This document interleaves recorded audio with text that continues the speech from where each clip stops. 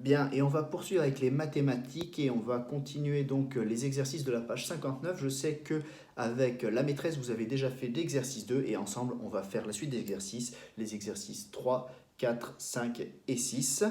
C'est parti, tout de suite, on va regarder ensemble le cahier, lire les consignes. Une fois que j'aurai lu les consignes, vous pourrez mettre sur pause la vidéo pour faire les exercices. Et puis je vous donnerai la correction des exercices et puis le petit défi de maths de ce jour. C'est parti. Alors, voici les exercices que l'on va lire ensemble, mais avant toute chose, je voudrais te dire que dans la description de la vidéo, j'ai mis un lien vers une autre vidéo que tu peux aller consulter tout de suite, ou pendant les exercices, si tu as un peu de difficulté, c'est une autre vidéo qui fait un petit rappel sur les tables de multiplication, et ça pourrait t'aider si tu as des difficultés dans ces exercices. Donc n'hésite pas à mettre sur pause maintenant, aller regarder dans la description de la vidéo pour trouver le lien vers cette vidéo. Si c'est bon pour toi, tu peux le faire un peu plus tard. En attendant, c'est parti pour la lecture des consignes. Exercice 3. Lisa a lancé 7 dés comme celui-ci. Et ils affichent tous 4. Quelle chance de faire 4 7 fois de suite. Combien de points a-t-elle marqué avec ces 7 dés? Eh bien, chaque fois qu'elle lance les dés, elle marque des points. Et tous ces dés font 4. Combien de points a-t-elle marqué avec ces 7 dés? Vous écrirez la réponse ici, sur les petits pointillés comme d'habitude. Vous pouvez utiliser le cadre pour faire des dessins pour vous aider à réfléchir à la solution de ce petit problème. Petit problème suivant, exercice 4. Les dés lancés par Alex affichent tous 4 points, donc comme ceux de Lisa. Au total, il a obtenu 12 points. Combien Alex a-t-il lancé de dés? Alors cette fois, c'est un peu différent parce qu'on sait combien il a eu de points, on sait son score. Mais on ne sait pas combien de dés il a lancé. Mais on sait que tous les dés ont fait 4 points. À vous de trouver combien de dés il a lancé. Vous écrivez ici la réponse. Vous pouvez utiliser l'encadré ici pour faire des dessins pour vous aider à réfléchir. Et enfin, les exercices 5 et 6 sont des exercices où il faut compléter les calculs avec des multiplications. 4 fois 2 égale combien? 4 fois 4 égale combien? Et ici, attention, on a déjà le résultat du calcul, mais on cherche l'une des parties du calcul qui manque pour obtenir le résultat. Vous aurez remarqué que tous ces exercices concernent la table de 4. Les tables de 4, vous avez déjà entendu parler des tables de multiplication, on va bientôt les apprendre en entier. On va continuer à faire quelques petits exercices comme ça avant. Maintenant, c'est à vous de jouer.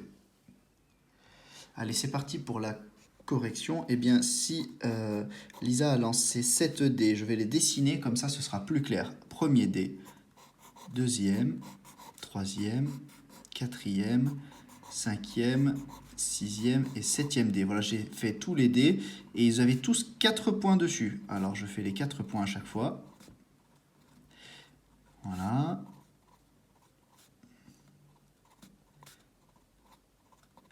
Eh bien, combien ça fait de points en tout? Alors on peut les compter. 4 plus 4, 8, plus 4, 12, plus 4, 16, plus 4, 20, plus 4, 24, plus 4, 28. Alors on peut écrire Lisa a marqué